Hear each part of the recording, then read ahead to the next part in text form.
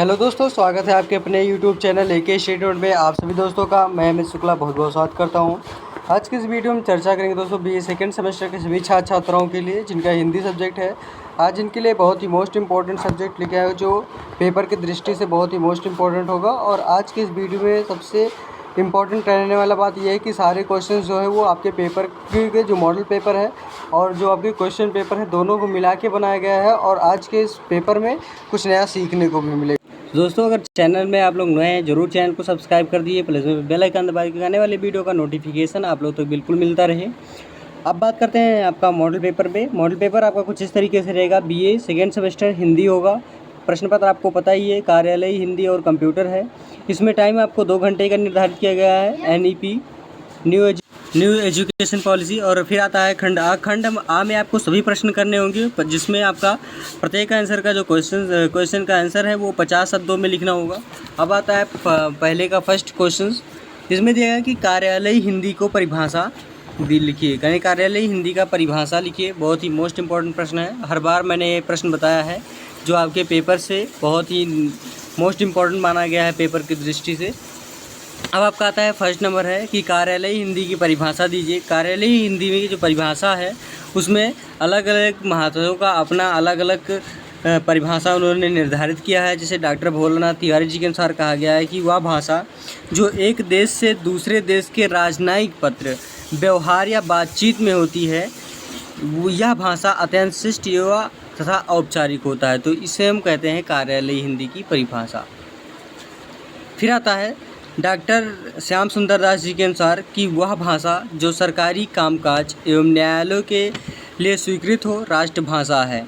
ये आपका कार्यालय हिंदी की परिभाषा हमने परिभाषा हमने अभी एक एक तरफ करके बताया है, जिससे कि उसके बाद सेकंड नंबर क्वेश्चन आता है कि कार्यालय हिंदी के उद्देश्य क्या हैं। कार्यालय हिंदी के जो उद्देश्य हैं उद्देश्य के बारे में यहाँ पे आपको लिखना था। इसमें लिखेंगे आप लोग कि वास्तव में राजभाषा के रूप में हिंदी को स्थापित करने के पीछे आरंभिक उद्देश्य भी यही थी कि भारत के सभी शासकीय कार्य कार्यालय हिंदी के माध्यम से इसलिए किए जाएं जिससे भारत की अधिकांश जनता शासन द्वारा लिए गए नीतिगत निर्णयों से परिचित हो सके। इन नीतिगत निर्णयों को संबंध सीधे सीधे आम नागरिक से होता है। ऐसे में यदि सरकार द्वारा लिए गए निर्णयों की जानकारी उन तक पूर्ण रूप से ना पहुंच सके तो आम नागरिक शासन की सुविधा का लाभ उठाने से वंचित रह जाएगा। तो ये हो गया कार्यालय हिंदी के उद्देश्य के। फिर आता है थर्ड नंबर क्वेश्चन कि पारिभाषिक शब्दावली को परिभाषित कीजिए। अब पारिभाषिक शब्दावली के बारे में लिखा गया है कि पारिभाषिक शब्दावली से संदर्भित प्रमुख विद्वानों की परिभाषाएं निम्नवत है। यहाँ पे श्री गोपाल शर्मा जी के अनुसार लिखा गया है कि पारिभाषिक शब्द वह शब्द है जो किसी विशेष ज्ञान के क्षेत्र में एक निश्चित अर्थ में प्रयुक्त होता हो तथा जिसका अर्थ एक परिभाषा द्वारा स्थिर किया गया हो। तो इसी को कहते हैं हम पारिभाषिक शब्दावली। उसके बाद फिर आता है नेक्स्ट क्वेश्चन, फोर्थ नंबर, आवेदन पत्र किसे कहते हैं। आवेदन पत्र किसे कहते हैं इसके बारे में लिखा गया है आवेदन पत्र के बारे में कि जब हम किसी व्यक्ति से कोई आग्रह या अनुरोध या निवेदन करते हैं या किसी भी चीज़ के लिए उस समय जो आवेदन पत्र में लिखकर करते हैं उसे हम आवेदन पत्र कहते हैं। आवेदन पत्र कहते हैं। फिर आता है 5 नंबर क्वेश्चन, संकल्प से क्या तात्पर्य है। संकल्प से आप क्या जानते हैं। अब संकल्प से आपका होता है कि किसी विवादग्रस्त प्रश्न पर सरकार की नीति और निर्णय और उस प्रश्न को सुलझाने के ली गई सिफारिशों का लिखित प्रस्ताव संकल्प कहलाता है। इसी किसी सभा निकाय या वैधानिक समूह का निश्चित एवं औपचारिक मत भी कहा जाता है। इसे हम कहते हैं संकल्प। यानी कि कोई भी चीज़ें हम जो सामाजिक दृष्टिकोण से या किसी सरकार द्वारा निर्णय लिया गया प्रस्ताव होता है उसे हम सुलझाने के लिए एक प्रस्ताव लिखते हैं जो सिफारिश से होता है, उसी को हम संकल्प कहते हैं। अब आता है नेक्स्ट क्वेश्चन 6 नंबर कि प्रेस विज्ञप्ति किसे कहते हैं। प्रेस विज्ञप्ति के बारे में आप क्या जानते हैं। अब इसे आपका आता है प्रेस विज्ञप्ति किसे कहते हैं। इसमें लिखेंगे आप लोग कि कोई संस्थान यह व्यक्ति जब किसी विषय या बैठक के लिए किए गए निर्णयों को जन सामान्य तक पहुंचाया जाना या पहुंचाना चाहता है तो उसे हम प्रेस विज्ञप्ति कहते हैं। यानी कि अगर कोई भी चीज़ें जैसे न्यूज़ होता है, जैसे न्यूज़ आप जानते हैं, इसी को तो हम कहते हैं प्रेस विज्ञप्ति। अब कोई भी जो न्यूज़ होता है उसे हम जन जन तक पहुंचाने का प्रयास करते हैं तो इसी को हम प्रेस विज्ञप्ति कहते हैं। तो आई होप समझ में आया होगा आपको। फिर आता है 7 नंबर क्वेश्चन कि संक्षेपण का शाब्दिक अर्थ किसे कहते हैं। संक्षेपण का शाब्दिक अर्थ स्पष्ट कीजिए। संक्षेपण के शाब्दिक अर्थ के बारे में आपको यहाँ पे लिखना होगा कि संक्षेपण का शाब्दिक अर्थ है छोटा करना। संक्षेपण का मतलब होता है छोटा करना, यानी कि सार प्रस्तुत करना या सार संक्षेप आदि, ये सारे होते हैं संक्षेपण का मतलब। इस प्रकार संक्षेपण का अर्थ हुआ कि एक बड़े अनुच्छेद में अभिव्यक्त विचारों का समाज शैली में प्रस्तुत सार संक्षेप। डॉक्टर महेंद्र चतुर्वेदी जी के अनुसार कहा गया है कि संक्षेपण किसी अवतरण अथवा किसी प्रपत्र अथवा किसी एक विषय पर लिखे गए अनेक प्रपत्रों या पत्रों आदि के सार तत्व अथवा मूल विषय को कम से कम शब्दों में प्रस्तुत करने की कला है। उसके बाद फिर आता है पल्लवन के महत्व को स्पष्ट कीजिए। 8 नंबर प्रश्न है पल्लवन के महत्व को स्पष्ट कीजिए। इसमें लिखेंगे कि पल्लवन के महत्व को प्रतिपादित करते हुए डॉक्टर कैलाश चंद्र भाटिया एवं डॉक्टर सुमन सिंह जी ने अपनी पुस्तक संक्षेपण में और विस्तार से लिखा है कि पल्लवन के द्वारा हम किसी भावपूर्ण वाक्यांश या वाक्य सूत्र, कथ्य या लोकोक्ति, नीति वचन या सुक्ति, गुम्फित भाव या विचार रूपी कला को फूल रूप में प्रस्तुत करते हैं जिसको उसका अर्थ रूपी सौरभ सामान्य जनों को भी सहज रूप में मिल सके। पल्लवन के अभ्यास से हृदय के बंद कपाट खुल जाते हैं, मस्तिष्क में नवीन विचारों का संचरण होने लगता है, बुद्धि की क्रियाशीलता बढ़ जाती है, भाषा शैली में निखार आ जाता है तथा विचारों में परिपक्वता आ जाती है। तो इसे कहते हैं पल्लवन के महत्व को स्पष्ट कीजिए। यानी कि पल्लवन के महत्व को हमने यहाँ पे यानी कि जो पल्लवन का महत्व है उसके बारे में बताया था। तो इसी का ये प्रश्न था पल्लवन के महत्व को स्पष्ट कीजिए। तो ये था आपका आज का 8 नंबर प्रश्न। अब आपका आता है 9 नंबर क्वेश्चन कि कंप्यूटर के आशय को स्पष्ट कीजिए। बहुत ही मोस्ट इम्पॉर्टेंट प्रश्न ये भी है आपका। अब इसमें लिखेंगे कंप्यूटर। कंप्यूटर शब्द कंप्यूट से बना है। कंप्यूट का आशय होता है दोस्तों गणना करना। कंप्यूट का मतलब होता है गणना करना, और इस प्रकार कंप्यूटर गणना के लिए किया गया एक ऐसा आविष्कार जो तीव्र गति से गणितीय गणना कर देता है। कंप्यूटर किसे कहते हैं? कंप्यूटर किसे कहते हैं? नहीं, इस प्रकार से अब क्वेश्चन में जैसे आता है कंप्यूटर किसे कहते हैं, यानी इसमें लिखेंगे कि इस प्रकार से परिभाषित किया जा सकता है। कंप्यूटर को इस प्रकार परिभाषित किया जाता है कि कंप्यूटर एक ऐसी मशीन है जो सूचनाओं अथवा डेटा के आधार पर कार्य करती है। कंप्यूटर संकलित सूचनाओं की क्रमबद्ध जानकारी देता है, इसलिए अब कंप्यूटर को डाटा प्रोसेसर भी कहा जाने लगा है।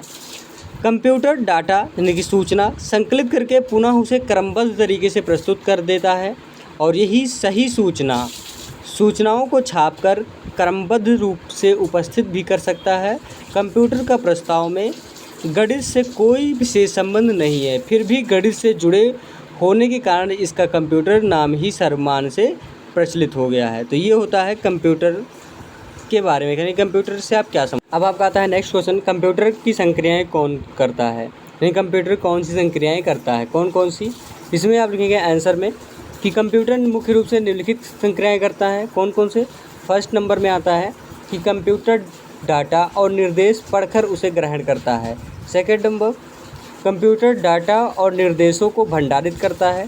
थर्ड नंबर, कंप्यूटर विभिन्न संक्रियाओं और प्रक्रियाओं एवं उनके क्रम को नियंत्रित करता है। फोर्थ नंबर, यह उपयोगी सूचनाओं को प्रयोक्ताओं के समझने के योग्य बनाता है। ये होता है कंप्यूटर की संक्रियाएं। तो दोस्तों ये था सेक्शन ए के सारे प्रश्न, जो कि आपके लिए बहुत ही वैल्यूएबल और मोस्ट इंपॉर्टेंट प्रश्न था। अब आता है सेक्शन बी, खंड यानी कि खंड आ से हमने एक एक करके सारे प्रश्न आपको यहाँ पे क्लियर किया, जो पेपर में आपके लिए हर बार पूछा गया है प्रश्न। दोस्तों वीडियो अच्छी लग रही हो ज़रूर लाइक कर दें, चैनल को सब्सक्राइब करना बिल्कुल ना भूलें, और एक दूसरे को वीडियो को ज़रूर शेयर करते रहिए। अब खंड बा में आपका था कि प्रारूपण का सामान्य परिचय दीजिए। प्रारूपण के बारे में लिखना होगा, सेकंड नंबर क्वेश्चन। इसमें आता है कि आलेखन का ही समानार्थी शब्द प्रारूप का आशय होता है। किसी प्रस्ताव, योजना, विधेयक आदि का वह प्राथमिक रूप जो शीघ्रता में तैयार कर लिया जाता है, किंतु बाद में कुछ काट छांट यानी कि मतलब एक शॉर्ट प्रक्रिया के रूप में जो संशोधन की आवश्यकता पड़ती है, इसे हम मसौदा या प्रालेखन या हम कहते हैं प्रेस यानी कि प्रिकसर तथा खरा नाम से भी जाना जाता है। इसी प्रारूप से प्रारूपण शब्द बना है। प्रारूपण के लिए अंग्रेजी में ड्राफ्टिंग शब्द का उपयोग किया जाता है। प्रारूपण से तात्पर्य उस पत्र लेखन से है जिसमें आदेश, निर्देश, विज्ञापन अथवा अन्य किसी प्रकार की तात्पर्य उस पत्र लेखन से है जिसमें आदेश, निर्देश, विज्ञापन अथवा अन्य किसी प्रकार की सामग्री के आधार पर पत्र लेखन की समस्त बातों को पूरा करते हुए लिखा जाता है। अर्थात टिप्पणी लेखन के पश्चात और पत्र प्रेषण के पूर्व होने वाले कार्यालयी कार्यवाही को प्रारूपण कहा जाता है। व्यवहारिक दृष्टि से सभी सरकारी गैर सरकारी कार्यों में जो ड्राफ्टिंग की जाती है उसे प्रारूपण कहा जाता है। अब प्रालेख प्रारूप जारी करने से पूर्व संबंधित अधिकारी या स्वीकृत आवश्यक होती है, जो केंद्रीय शिक्षा मंत्रालय के पारिभाषिक शब्दावली के प्रयोग ने ड्राफ्ट के लिए प्रारूप और ड्राफ्टिंग के लिए प्रारूपण समानक शब्द निर्धारित किए गए हैं और ये शब्द नए होने के बावजूद अर्थ व्यंजना में पूर्ण समर्थ हैं। कार्यालयों में प्रारूप लेखन और मसौदा लेखन शब्द ही प्रचलित है। उसके बाद बताया फिर 3rd नंबर क्वेश्चन की कार्यालयी अनुवाद पर प्रकाश डालिए। कार्यालयी अनुवाद पे प्रकाश डालिए। अब 2nd नंबर क्वेश्चन में से आता है कार्यालय अनुवाद के बारे में लिखना है, जिसे आता है कार्यालय। अब कार्यालय अर्थात होता है, कार्यालय का मतलब कार्य धन आलय। कार्यालय शब्द की इस व्युत्पत्ति से ध्वनित होने वाला मूलार्थ है यानी कार्य करने का स्थान, परंतु जब अनुवाद के संदर्भ में विचार करते हैं तब यह व्युत्पन्न अर्थ बाधित होकर सीमित अर्थ देने लगता है और इस सीमित अर्थ में कार्यालय शब्द का अर्थ होता है दफ्तर। इसके लिए अंग्रेजी में ऑफिस शब्द का प्रयोग होता है। इस प्रकार कार्यालय के क्रियाकलाप का अनुवाद कार्यालय अनुवाद कहलाता है। भारत में अनेक भाषाओं का प्रयोग होता है, अतः यह कार्यालय अनुवाद का संबंध केंद्र सरकार, सभी राज्य सरकार, सांसद आदि विभिन्न क्षेत्रों के कार्यालयों में होने वाली गतिविधियों से होता है। इनके अनुवाद भी कार्यालय अनुवाद की परिधि में आ सकते हैं। कार्यालय अनुवाद संबंधी सामग्री के विभिन्न स्रोत हैं, जैसे सरकारी पत्र, अर्ध सरकारी पत्र, प्रतिवेदन, आलेखन, टिप्पणी, विज्ञापन, नियम, अधिनियम, आवेदन इत्यादि। इसके साथ ही विभिन्न प्रकार की निविदाएँ, लाइसेंस, परमिट जैसे विषय कार्यालय अनुवाद के स्रोत हैं। कार्यालय अनुवाद सामग्री के स्रोत के वर्गीकरण करते हुए डॉक्टर आलोक कुमार रस्तोगी जी ने लिखते हैं कि भारत सरकार के अनुवाद कार्य के 2 भागों में विभाजित कर सकते हैं। एक तो पहला आता है नित्य महत्व का सामग्री, जिसे हम नियमावली, रजिस्टर, फॉर्म, कार्यविधि से संबंधित संहिताएं जो मैनुअल होता है इत्यादि। दूसरी कोट में वह सामग्री आती है जिसका नैतिक महत्व नहीं होता है, जैसे संकल्प हो गया आपका, सामान्य आदेश, अधिसूचनाएं, प्रेस विज्ञप्तियाँ, प्रशासनिक रिपोर्ट, सदन के सम्मुख प्रस्तुत किए जाने वाले कागज़, संधियाँ, करार इत्यादि। भारतीय संविधान की संरचना के साथ ही भारत को एक प्रभुसत्ता संपन्न लोकतंत्रात्मक गणराज्य का स्थान प्राप्त हुआ। संविधान में हिंदी को राजभाषा के पद में प्रतिष्ठित किया गया है। अंग्रेजों के शासनकाल में कार्यालयों का समस्त कार्य अंग्रेजी भाषा में होता है, परंतु स्वाधीनता के बाद यह अनुभव किया गया कि समस्त कार्यालयी कार्य देश की अपनी भाषाओं में किए जाएं और फलस्वरूप भारत में अनुवाद का महत्व अचानक बढ़ गया और अब तो विकास की तीव्र गति और उसके व्यापक स्वरूप के कारण अनुवाद का भी क्षेत्र विस्तार हो रहा है। तो ये होता है कार्यालय अनुवाद के बारे में आप समझ में आया होगा। फिर आता है 4th नंबर, प्रभावी पत्र की विशेषताएं बताइए। अब जैसे आपका आता है दोस्तों कि प्रभावी पत्र क्या है। प्रभावी पत्र की विशेषताएं निम्नलिखित है। जैसे आप हेडिंग लेंगे आप लोग कि प्रभावी पत्र की विशेषताएं, इसमें लिखेंगे आप लोग कि केंद्रीय सरकार के कार्यालयों में प्रयुक्त पत्रों की रचना प्रक्रिया, शैली तथा भाषा की एक अपनी विशिष्ट परंपरा एवं पद्धति होती है। जो सरकार कार्य विशिष्ट ढर्रे पर चलते हैं। ऐसे पत्रों में ना तो स्वतंत्र विचारों एवं भावों का स्थान होता है, न स्वतंत्र शैली का आविष्कार ही किया जा सकता है।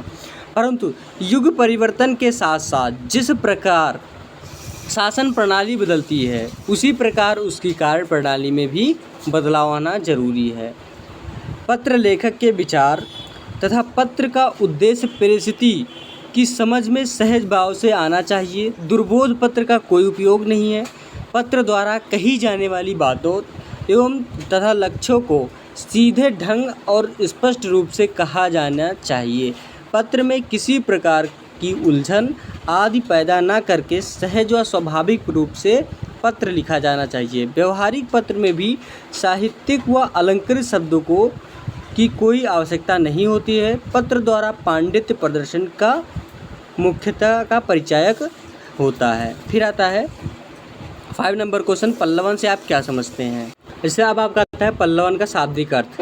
पल्लवन का शाब्दिक अर्थ होता है विस्तार करना या फैलाना, प्रवर्धन, प्रसार, विस्तृत, परिवर्धन या विशदीकरण। पल्लव मतलब होता है उत्पन्न करना इत्यादि। पल्लवन का अर्थ है दोस्तों कि किसी कथन, सूक्ति, विचार, सूत्र, लघु प्रयुक्ति या वाक्य बंध को विभिन्न उदाहरणों और प्रमाणों द्वारा विस्तार से स्पष्ट करना, अर्थात किसी भावपूर्ण संक्षिप्त कथन का विस्तार पूर्वक अर्थ लिखना। या पल्लवन को अंग्रेजी में हम एम्प्लीफिकेशन या एक्सटेंशन कहते हैं। डॉक्टर शिवमूर्ति शर्मा जी के अनुसार कहा गया है कि पल्लवन पल्लव शब्द से बना है, जैसे कोई बीज, खाद अथवा पानी पाकर अंकुरित होता है, फिर उसमें तने, शाखाएं और इन शाखाओं में पल्लव आते हैं।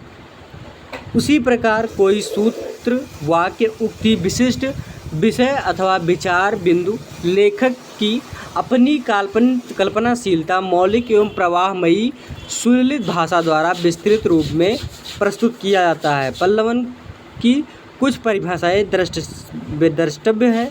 डॉक्टर वासुदेव नंदन प्रसाद जी का सर कहा गया है कि किसी सुगठित एवं गुफित विचार अथवा भाव के विस्तार को हम पल्लवन कहते हैं। और डॉक्टर उमेश चंद्र मिश्रा जी के अनुसार है कि किसी सुगठित एवं गूढ़ विचार अथवा भाव के विस्तार को हम पल्लवन का या विस्तारण कहते हैं। फिर आता है 6 नंबर क्वेश्चन, स्वयं योजना का लक्ष्य क्या है। बहुत ही मोस्ट इंपॉर्टेंट प्रश्न ये भी है आपका। अब आता है स्वयं योजना। स्वयं योजना का लाभ क्या होता है, लक्ष्य क्या होता है। इसमें लिखेंगे आप लोग कि मानव संसाधन विकास मंत्रालय ने छात्रों के लिए एक नई योजना शुरू की, जिसका नाम होता है स्वयं। इस योजना के माध्यम से सरकार छात्रों को मुफ्त में ऑनलाइन शिक्षा प्रदान करेगी।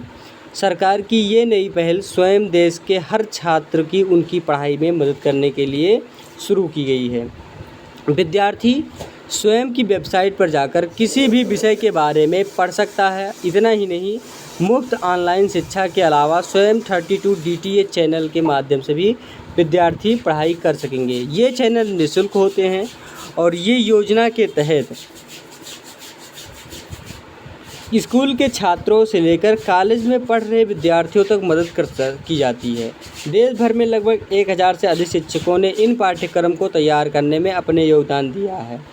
मानव संसाधन विकास मंत्रालय और अखिल भारतीय तकनीकी शिक्षा परिषद यानी कि NICTI ने माइक्रोसॉफ्ट की मदद से स्वयं वेबसाइट को विकसित किया है। और इतना ही नहीं, स्वयं कुल 2000 पाठ्यक्रम की व्यवस्था करने में सक्षम है। 9वीं कक्षा से लेकर स्नातकोत्तर तक के सभी छात्र एवं स्वयं ऐप पर जाकर अपनी किसी भी विषय से जुड़ी वीडियो को देख सकते हैं। और इस योजना का मुख्य उद्देश्य आर्थिक रूप से कमज़ोर वर्गों के छात्रों और पिछड़े स्वयं में पढ़ाए जाने वाले पाठ्यक्रम को NPTEL, UGC, CEC, NCERT और IOBM, NIOS और IGNOU के द्वारा तैयार किया जाता है। इन 7 संस्थानों के द्वारा बीच बांटे गए विषय इन सब को छात्रों के लिए एक पाठ्यक्रम तैयार करने की जिम्मेदारी सौंपी गई है, जहां NPTEL इंजीनियरिंग से जुड़े विषय पर कार्य करेगी। यहाँ स्नातकार यानी स्नातकोत्तर शिक्षा के लिए UGC, स्नातक शिक्षा के लिए CEC, स्कूल शिक्षा के लिए NCERT तथा NIOS स्कूल के छात्र हेतु IGNOU तथा प्रबंधन अध्ययन के लिए IIBM पाठ्यक्रम तैयार करेगी। स्वयं योजना के अंतर्गत स्वयं की वेबसाइट पर कई विषयों से जुड़े व्याख्यान विद्यार्थियों को मिलते हैं। इन व्याख्यानों के मदद से यदि छात्र को किसी विषय में कुछ समझ में नहीं आ रहा है तो अपने संदेह को दूर कर सकता है। वेबसाइट पर उपलब्ध अध्ययन सामग्री को डाउनलोड कर कभी भी पढ़ सकता है, क्योंकि अध्ययन सामग्री देश के सर्वश्रेष्ठ शिक्षकों के द्वारा तैयार किया जाता है। स्वयं योजना के माइक्रोसॉफ्ट की मदद से 2000 पाठ्यक्रम और विभिन्न विषय शाखाओं जो 80,000 घंटे सीखने की सुविधा प्रदान करता है। यह एक डिजिटल तकनीकी है जो कि कक्षाओं में उपस्थित नहीं हो पाने वाले छात्रों को अच्छे शिक्षकों द्वारा सीखने के लिए सक्षम बनाती है। ऑनलाइन कोर्सेज एवं इंटरैक्टिव लर्निंग अनुभव भी प्रदान करती है, जिसके माध्यम से देश के दूरस्थ हिस्सों से भी छात्र शिक्षकों द्वारा लाभ उठा सकते हैं। तो जैसे मैंने आपको यहाँ पे पढ़ाने का प्रयास कर रहा हूँ, तो ये भी एक लर्निंग पोर्टल होता है आपका, जो कि पढ़ने में अच्छे से आपका मदद करता है और यह आपके पेपर में बहुत ही लाभदायक साबित होता है। फिर आता है सेक्शन बी यानी खंड सा। खंड सा में केवल 2 प्रश्न करने होते हैं और प्रत्येक प्रश्न का आंसर आपको 4 शब्दों में देना होता है। 7वां प्रश्न आपका यहाँ पे दिया गया है।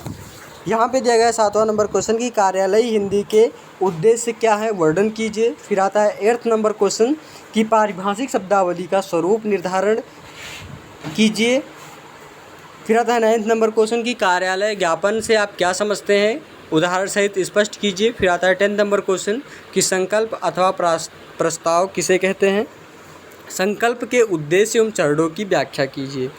तो दोस्तों खंड सा का मैं 2 प्रश्न करके आपको अलग से वीडियो अपडेट करा देंगे, जिससे कि आपको पढ़ने में और लिखने में दोनों में आसानी हो जाएगी, जिससे कि आपको टाइम का भी टाइम का रेशियोवल होता है उसे आप लोग क्लियर कर जाएंगे। दोस्तों आज की वीडियो में यहीं तक रहेंगे और अगली वीडियो में हम आपके साथ ज़रूर उपस्थित होंगे और कुछ नए प्रश्नों के साथ, जो आपके लिए नया मॉडल पेपर अपडेट कराते रहेंगे, क्योंकि पेपर नज़दीक है तो पढ़ने के लिए चांसेस बनते हैं।